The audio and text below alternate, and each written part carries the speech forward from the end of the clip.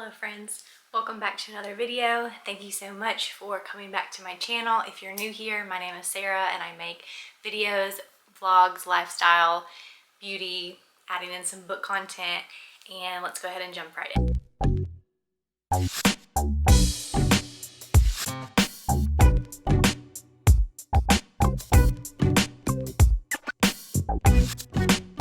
I've seen this video floating around here on YouTube and I just thought it was so fun and I wanted to jump in on it. So this will be 24 books that I want to read in 2024. Now, my reading goal is not 24 books, it is 20 because last year I only got to 17 and then the year before that I surpassed my goal and got 23. So we're gonna try to get 24 books. I might not read them all, but these are just ones that I'm really interested in, ones that I've not hopped on the bandwagon yet and want to try. There is no particular order as to which one comes first, last. It's just a random order of the books that I want to read. It's a mixture of thriller, romance, self-help, different things like that. So without further ado, let's go. The Book Thief. You've probably heard of this book. I've wanted to read this for so long and I got it for Christmas, I think 2 years ago, and I still have not touched it. But I think it's because of the length. Even though I read A Court of Mist and Fury, that's way bigger than this, I think. Let's see. I think that one was like 600. Yeah, this is like, that was like 670, I think. This is 550. So I don't know what I'm doing, what I'm thinking. But we want to read The Book Thief. If you're not sure what it is about, Liesl Meminger, I'm probably so saying that wrong, finds her life changed when she unearths a single object from the snow. It is the grave digger's handbook left there by accident at her brother's funeral, and it is her first act of book thievery. But these are dangerous times when Liesl's foster family hides a Jewish man in their basement. Liesl's world is both opened up and closed down. Collecting all these books during the World War II era. So The Book Thief is one that I want to read. Next up, I have such a fun age on my bookshelf for I can't even tell you how long. And I remember starting it and then putting it down and then trying to start it again. She has a babysitter, and the babysitter is confronted while watching their toddler one night walking the aisles of their grocery store, and the store security guard sees a young black woman out late with a white child and accuses her of kidnapping. And then a small crowd gathers, bystander films everything, and the babysitter is furious and humiliated while the mom tries to resolve and make things right. So I'm curious as to how this story is going to be. If you've read any of these before, please let me know your thoughts down in the comments. I would love to know what you thought of these books, and just no spoilers, please. Right, next up we have The Cousins. Now this, I introduced my mom recently to Goodreads, and she's obsessed with Goodreads now, obsessed. And so last Christmas, she told me that she went on my want to read list and she just bought a few books off of there, and this was one of them. So this is The Cousins, and this book is about 3 cousins, and they rarely know each other, and they've never even met their grandmother. And then she disinherited their parents before they were born, so when they each receive a letter inviting them to work at her island resort for the summer, they're surprised and curious. Their parents are unwavering at one point. Not going is not an option. This could be their chance to get back into grandmother's good graces, but when the cousins arrive on the island, it is immediately clear that she has different plans for them. So it's just a little story about cousins reuniting on a family island, and Grandma's got something else in store. It's The Cousins by Karen M. McManus. This one, y'all are probably going to be like, what? You haven't read that yet? Yes, I've not read this yet. The Seven Husbands of Evelyn Hugo by Taylor Jenkins Reid. I've not read this. If you just saw, it's been collecting dust on my bookshelf. I don't know why I haven't picked it up. I think it's because I wasn't really a fan of Malibu Rising. Like, I started that book and it was just like way too many perspectives and too many like here, there, everywhere, and I didn't enjoy it. I might try to read it again because I know sometimes when you're in the mood for something else, it can like ruin a book in that moment of time. So I'm curious to see how this one goes. If you're not sure, it's about a Hollywood icon, Evelyn Hugo, and she's telling the truth about her glamorous and scandalous life, but she chooses unknown magazine reporter Monique Grant to write her story, and no one's more astounded than Monique herself. Determined to use this opportunity to jumpstart her career, Monique listens in fascination, from making her way to LA in 1950s to leaving show business in the 80s, and of course the 7 husbands along the way. Evelyn upspools a tale of ruthless ambition, unexpected friendship, and a great forbidden love, but as Evelyn's story nears its conclusion, it becomes clear that her life intersects with Monique's own in tragic and irreversible ways. So it's just the story about Evelyn Hugo and her 7 husbands and all the stuff she got up to along the way. Everyone's raved about it. That's why I picked it up. Because I probably honestly wouldn't have picked it up if I didn't see all the raves and reviews, but we'll see how it goes. This one is a sequel, I guess you could say, follow-up, but if you've read Mia Sheridan's Archer's Voice, I love that story. I'm not a romance girl, but that, no words, no words. I gave it 5 stars. I thought it was fabulous. I read it because Rachel Catherine here on YouTube shared about it, and I was like, I basically love anything she recommends, so let me give it a go. I read it in 3 days. I immediately gave it to my best friend, immediately gave it to my mom, immediately gave it to everybody I knew, and I just loved it. Then I was at Barnes & Noble, and I saw this book, Travis. So in the story of Archer's Voice, Travis is a character, and I despised him in Archer's Voice. I hated him so much. I was like, you need to get out of this story. This is not your book. This da-da-da. And so I was hoping that this could kind of change my perspective on him a little bit. So this is just the story of Travis Hale from Archer's Voice. And it's just talking about his life and his perspective and his point of view and all of that. So if you aren't familiar with Archer's Voice, check that out. But this is like taking from Archer's Voice to a new character and telling their story. So, and I don't know about y'all, but I love my Kindle, okay? When I go on to Kindle Unlimited and I see that one of the books I want to read is on Kindle Unlimited, it is the best.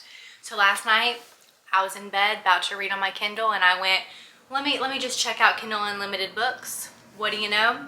This is on there. So I immediately downloaded it to my Kindle, and there's just something about reading at night with the diffuser on, with the red light on your Kindle, and read till you fall asleep. It is magic. I love reading a real hard copy book, but I would prefer to do this in the daytime where I don't have to clip on a light or all that. So I can have it both ways. Yes. Next up, we have the Inheritance Games. I have started this, but I did not. I probably was, actually my bookmark is still in there.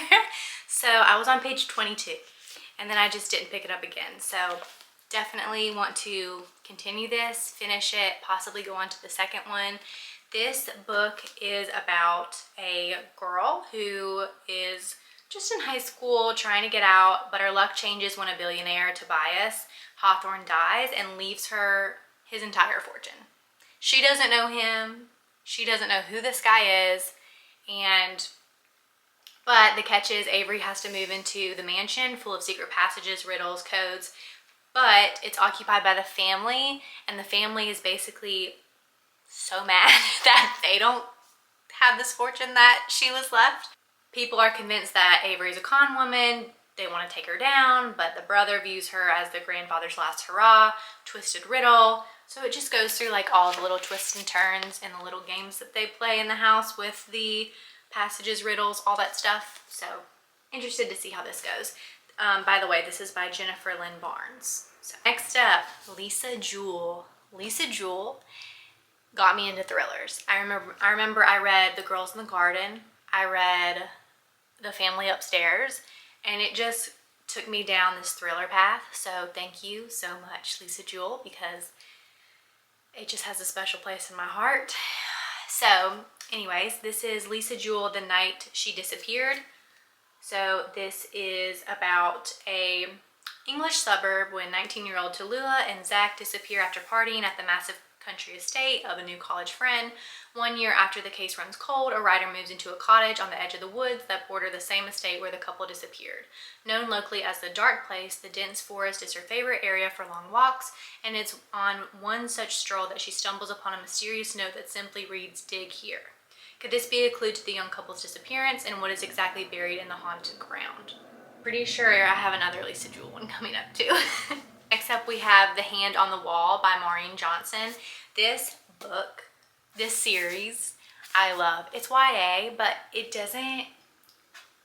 not like cringy. It's not like, I don't know, I ate it up. So Emma Books on here, if you follow her, watch her, you know that she loved the series. Same thing with her mom loving the series. And so if you've not heard of this series, this is the Truly Devious series, and it follows a girl named Stevie at Ellingham Academy, where it's like a school for like geniuses. They're really smart in a certain area. So like Stevie is really good in criminology and like solving crimes and stuff like that. And so she is trying to solve the murders and crimes that happened on Ellingham Academy's campus like forever ago and like recent. And so Truly Devious is like the introduction into it. Then we have The Vanishing Stair. Loved that one. So I'm curious for The Hand on the Wall and how that goes. And I believe there's one more after this, The Box in the Woods. So excited for The Hand on the Wall by Maureen Johnson, and we'll just see how it goes. If you've read this, let me know. But it's like a cute little murder cozy mystery is how I would put this. I knew I had another Lisa Jewell book. So next up we have The Family Remains. So I read The Family Upstairs, so now we're on to The Family Remains. And I think I haven't picked this up because you know when you love the first book so much and you're like, will the second one ruin it? Will the second one ruin it? Will it ruin it? Because The Family Upstairs was so good to me, and it like really pushed me into that thriller genre. So I just want to love this. I want to love it. I want to eat it up. I just want to. But knowing it's Lisa Jewell, she'll come through. She'll come through. Because I really loved all of her books. There was only probably one I've given 4 stars to.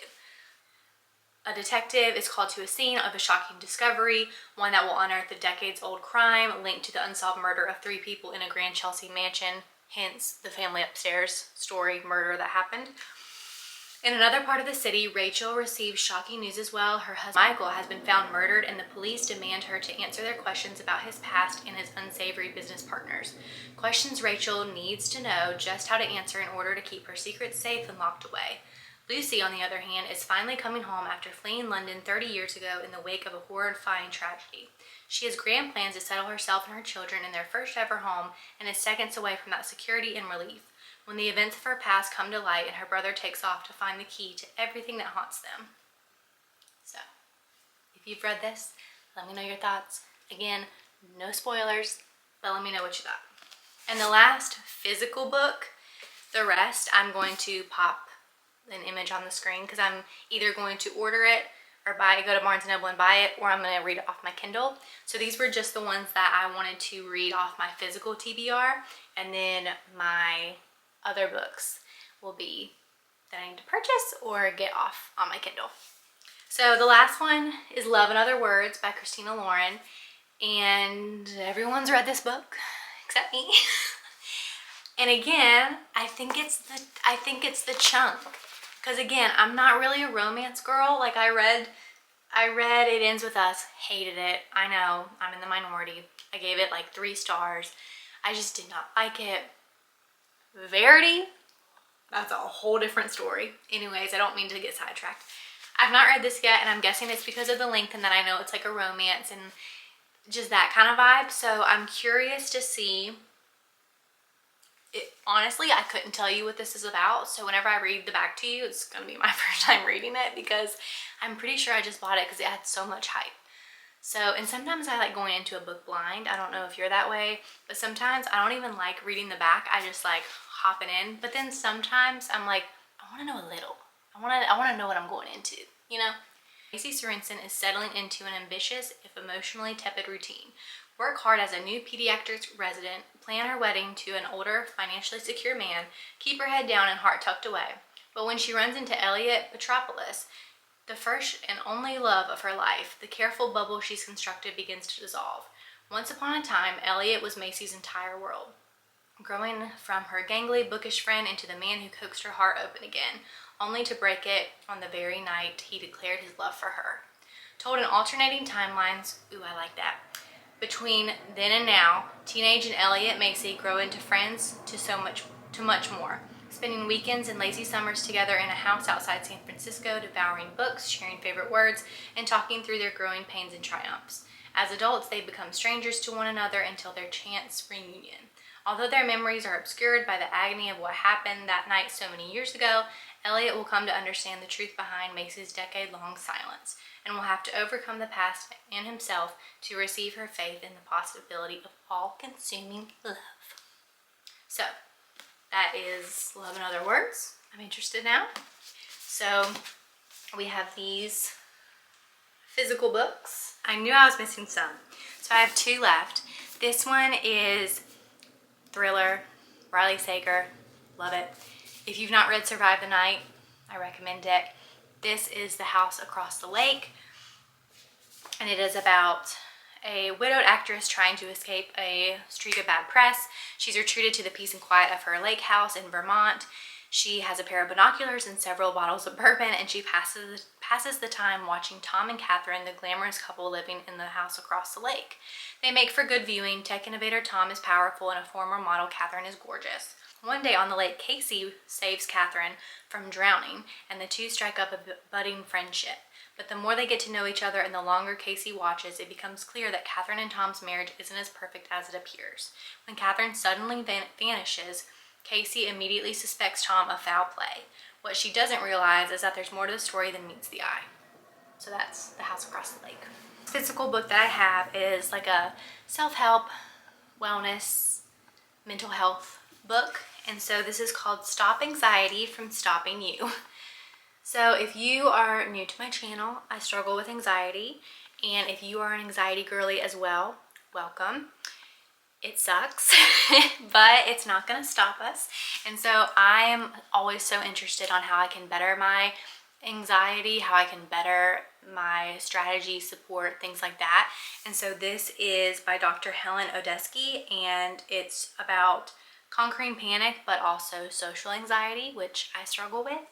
So this is broken up into different parts. It's the Unlock system, and it's basically it's like an acronym for all the different steps to conquering and stopping your anxiety from stopping you. So I'm interested to see how this goes. If you are looking for another anxiety panic attack book, I highly recommend Badass Ways to Stop Panic Attacks and Anxiety.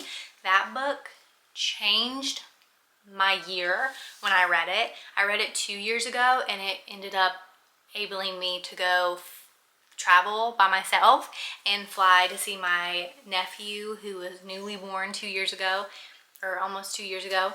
And that was huge for me to jump on a plane and to go and to just conquer that fear of flying alone, traveling alone, navigating that alone, and just beating the anxiety. So I highly recommend that book as well. And I'll pop a picture of it right here if you are curious as to what it looks like, what you should look for at the bookstore, Amazon, things like that.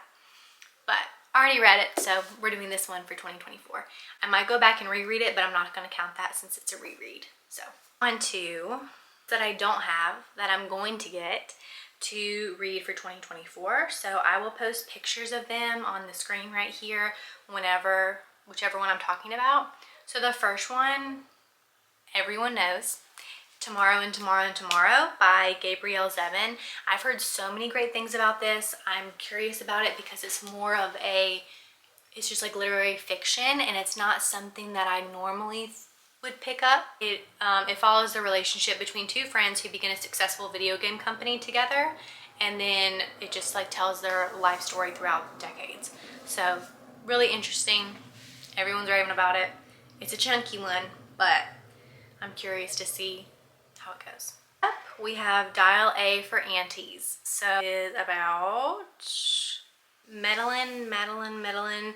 Jan ends up accidentally killing her blind date, and her meddlesome mother calls for her even more meddlesome aunties to help get rid of the body.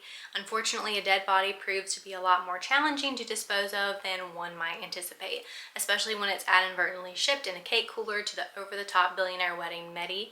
Her ma and aunties are working at an island resort on the California coastline, so it's just about she accidentally killed her blind date, and then her aunts help her cover it up. So I'm curious to see how Dial A for Aunties goes. We have Place by Emily Henry. Now again, this is a book that people are like, you haven't read that yet? Again, no, I have not. I've not read it. I'm going to read it. I've heard mixed reviews. I've heard some people love it. Some people are like, not the best. So I'm curious, but this is about Harriet and Wynn have been the perfect couple since they met in college. They go together like salt and pepper, except now for reasons they're still not discussing that they don't. They broke up 6 months ago and still haven't told their best friends, which is how they find themselves sharing the largest bedroom at the main cottage that has been their friends group yearly getaway for the last decade. Their annual respite from the world, where for one vibrant blue week, they leave behind their daily lives of copious amounts of cheese, wine, and seafood, and soak up the salty coastal air with the people who understand them most. Only this year, Harriet and Wynn are lying through their teeth while trying not to notice how desperately they still want each other. Because the cottage is for sale, and this is the last week they'll all have together in this place, they can't stand to break their friends' hearts, and so they'll play their parts. Harriet will be the driven surgical resident who never starts a fight, and Wynn will be a laid-back charmer who never lets the cracks show. Happy Place. I'm looking to see how it goes, and I've actually never read an Emily Henry book, so I know. She's been on my TBR, but I just haven't gotten to it, so maybe this will be my first one. We'll see. The next one, oh my gosh, I love this series. This series is fun, quirky, mystery, cozy, thriller, all in one. Finlay Donovan. And this is going to be Finlay Donovan Jumps the Gun. So I've read the first two. This is the third one.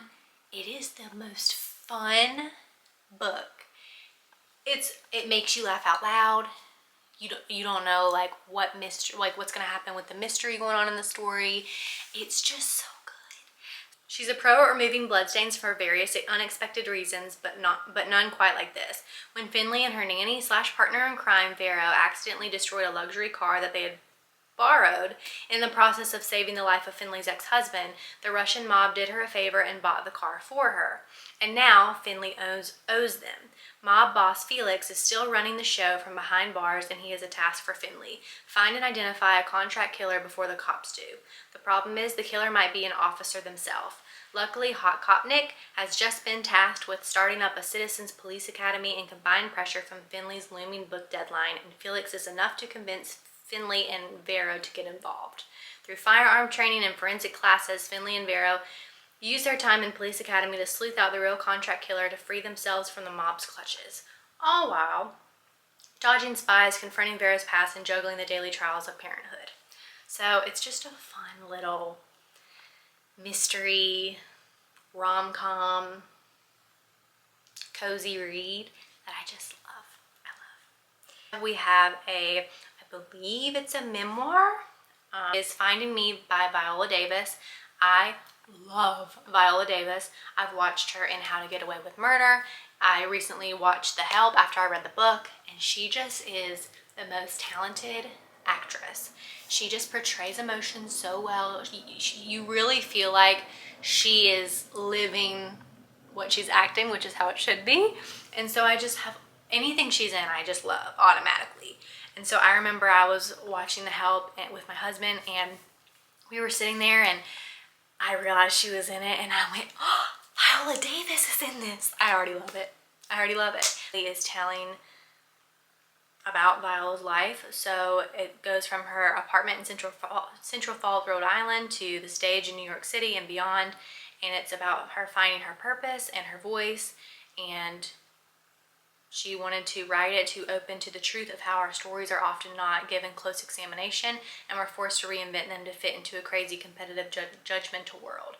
So she wrote this for anyone running through life, untethered, desperate and clawing their way through murky memories, trying to get to some form of self-love. For anyone who needs reminding that a life worth living can only be born from radical honesty and the courage to shed facades and be you. Finding Me is a deep reflection, a promise, and a love letter of sorts to self. My hope is that my story will inspire you to light up your own life with creative expression and rediscover who you were before the world put a label on you. Finding Me by Viola Davis. Excited to see what she writes about, what's in store for that. This one is one that I've heard a lot about. My therapist has talked about it before, and it's called The Four Agreements. You've probably heard about it. So The Four Agreements is by Miguel Ruiz. I hope I'm saying his last name right. But it is the source. He reveals the source of self-limiting beliefs that rob us of joy and create needless suffering. Based on ancient Toltec wisdom, the Four Agreements offer a powerful code of conduct that can rapidly transform our lives to experience new freedom, true happiness, and love. Agreements are: be impeccable with your word, don't take anything personally, don't make assumptions, and always do your best. So those are the Four Agreements, and it's just a self-help, self-wellness, mental health book. Next up, we have, again, a book that is going around like crazy, and you're probably like, you haven't read that yet? But I haven't. Fourth Wing. I haven't read this yet because fantasy and me we don't meet eye to eye. Now, I did read A Court of Thorns and Roses, but I only read 2. I read the first one and the second one because I just struggle with it. Like, I struggle with the flying and the dragons and all that stuff, and I don't know if it's just because I can't fully escape or if it's just because I'm like, I don't know. So I'm curious to see, because this one seems a little bit, I don't want to say more realistic because I know there's like dragons and stuff, but I'm just curious to see how this one goes, because a lot of people I know that don't read fantasy, I feel like they liked this. So if you don't usually read fantasy and you read Fourth Wing, did you enjoy it? Please tell me. Please let me know. Who knows? Maybe I'll love it and I'll read Iron Flame. Who knows? Who knows? So Fourth Wing by Rebecca Yarros. I think that's how you say it. And if you've been living under a rock and you don't know what Fourth Wing is about, or you've just heard about it but you're like, what is it? Enter the brutal and elite world of a war college for dragon riders. 20-year-old Violet was supposed to enter the scribe quadrant, living a quiet life among books and history. Now the commanding general, also known as her toughest Talion's mother, has ordered Violet to join the hundreds of candidates striving to become the elite of Navarre dragon riders. But when you're smaller than everyone else and your body is brittle, death is only a heartbeat away, because dragons don't bond to fragile humans. They incinerate them. Fewer dragons willing to bond than cadets. Most would kill Violet to better their own chances of success. The rest would kill her just for being her mother's daughter. Like Xaden, I think that's how you say it, Xaden, the most powerful and ruthless wing leader in the Riders Quadrant. She'll need every edge her wits can give her just to see the next sunrise. Yet with every day that passes, the war outside grows more deadly, and the kingdom's protective wards are falling, and the death toll continues to rise. Even worse, Violet begins to suspect leadership is hiding a terrible secret. So it says friends, enemies, lovers, everyone has an agenda, because once you enter, there's only 2 ways out. Graduate or die. So, very intense. So we'll see how that book goes. Next up, we have the tiny small changes, habits. I'm reading this so wrong, y'all. That's why. Because it's tiny habits, semicolon.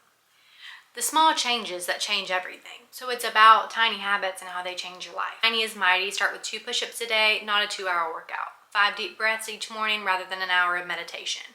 So this is something I struggle with. If I feel out of a rut, out of routine, I'll be like, oh, tomorrow morning I'm getting up at 4:45 a.m. and I'm going to work out, and then I'm going to have a smoothie, and then and it's like, that's never happened. So, and if it did, it'd probably last a day, maybe two. I just need to start small. And that's something that I really struggle with. And I need to remember the like Atomic Habits, 1% better every day. So I'm looking to see how that book can help me attack those small habits instead of attacking all those small habits in one day. That is also by BJ Fogg, and he has his PhD, if that interests you. Okay, the next one. You've probably read it before, Powerless by Lauren Roberts. Again, another type, kind of like fantasy. I'm a little scared. I'm not gonna lie. I'm a little scared of these fantasy books that I'm adding to my list. However, the Powerless book, Rachel Catherine said that if you're just starting out in fantasy, that would be a good one to go to. So I'm hoping that maybe I read Powerless first, love it, then go into Fourth Wing. I don't know. We'll figure it out. But she is the very thing he spent his whole life hunting. He is the very thing she spent her whole life pretending to be. Only the extraordinary belong in the kingdom of Isla. The exceptional, the empowered, the elites. The powers these elites have possessed for decades were graciously gifted to them by the plague, though not were all fortunate enough to both survive the sickness and reap the reward. Those born ordinary are just that, ordinary. And when the king he did not die. And when the king decreed that all ordinaries be banished in order to preserve his elite society, lacking in ability suddenly became a crime. Making Peyton Gray a felon by fate and a thief by necessity. Surviving in the slums as an ordinary is no simple task, and Peyton knows this better than most. Having been trained by her father to be overly observant since she was a child, Peyton poses as a psychic in the crowded city, blending in with the elites as best as she can in order to stay alive and out of trouble. Easier said than done. To have these elite powers that other people have, and like that's her way of staying alive, is if you're not one of these elites, you're considered it's considered to be a crime, and so the king wants to get rid of you. So she's like, well, I need to pretend that I have these magical powers and see if I can survive.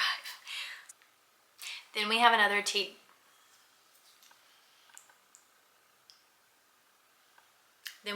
TJR. Why is that so hard for me to say? I don't know. Taylor Jenkins Reid, Carrie Soto. Carrie Soto is back. Fun fact about me, I used to play tennis. I used to take tennis lessons growing up. I used to play on my high school tennis team. It was only for one season. But tennis has always had like a little spot in my heart. I love it. I love the sound of a tennis match. Anyways. So I heard this was about tennis, and I heard a lot of people loving it, even if they have never played tennis before. And so I was like, you know what? Let me give that a shot. So Soto. Fierce and determination to win at any cost has not made her popular. By the time Carrie retires from tennis, she is the best player the world has ever seen. She shattered every record and claimed 20 slam titles.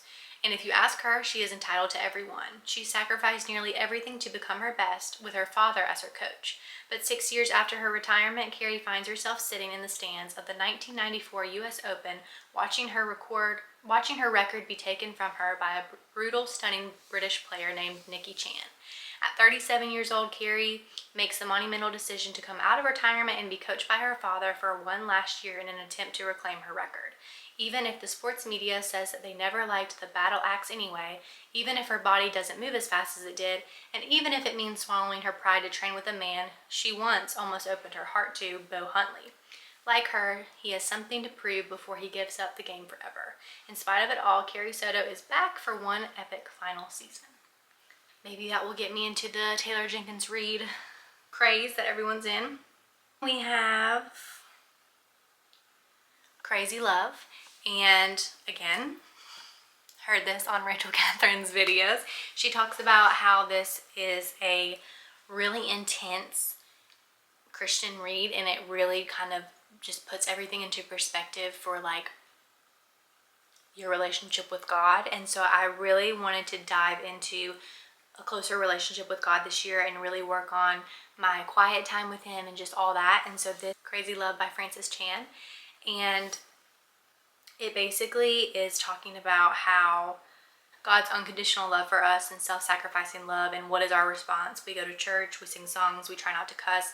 Whether you verbalized it yet or not, we all know something's wrong. So does something deep inside your heart long to break free from the status quo? Are you hungry for an authentic faith that addresses the problems of our world with tangible, even radical solutions? God is calling you to a passionate love relationship with himself, because the answer to religious complacency isn't working harder at a list of do's and don'ts. It's falling in love with God. And once you encounter his love, as Francis describes it, you will never be the same. So just a way to enhance my relationship with God and just to give some perspective. We have one left. Last one that we're going to read is by David Goggins. If you've not heard him on Huberman's podcast, I recommend it. It's got some cuss words here and there. If you can move past that or it doesn't bother you, then yes. But if you can't take listening to that, I don't recommend it.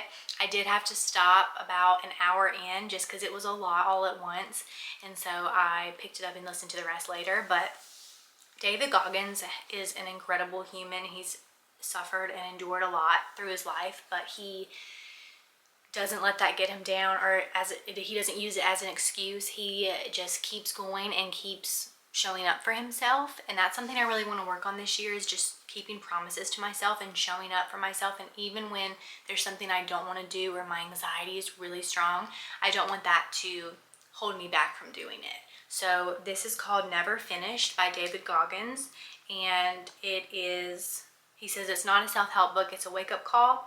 It's Can't Hurt Me, David Goggins' smash hit memoir, demonstrated how much untapped ability we all have, but was merely an introduction to the power of the mind.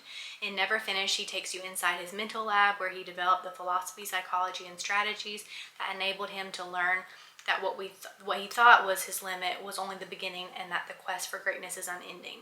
The stories and lessons in this raw, revealing, unflinching memoir offer the reader a blueprint they can use to climb from the bottom of the barrel into a whole new stratosphere that once seemed unattainable. Whether you feel off course in life, are looking to maximize your potential, or drain your soul to break through your so-called glass ceiling, this is the book you need.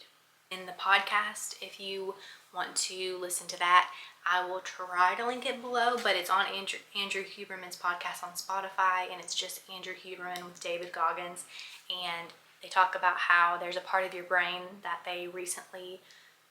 neurologists recently discovered, and if you have things that you need to do but you don't want to do it, it grows that part of your brain. And so the more you use it, the bigger it gets. The more you don't use it, the smaller it gets. And so they were talking about how David Goggins' part of that brain is probably huge, because he doesn't use the I don't want to do it, he just does it. And so working on that part of discipline and working on that part of getting things done is something that I'm looking to do. So I hope you enjoyed these 24 books in 2024. I am excited to get reading. I hope to read more than 20 books this year. I would love to read more than 24. I'm trying to do more reading and less scrolling, so we'll see how that goes. If you have tips on how you get more reading done, let me know. And if you have a list of 24 books that you want to read in 2024, please let me know what they are as well. And if any of them were in my list, I would love to know. And feel free to follow me on Instagram. If you want to follow my book journey, I have a book account called Sarah's Bookshelf. I'll link it right here. And if you want to just follow my day-to-day life, my regular Instagram, my main, it's Simply Kinsella, just like here on YouTube. So thank you so much for watching. Thank you for taking the time to dive into my 24 books, and I'll see you next time.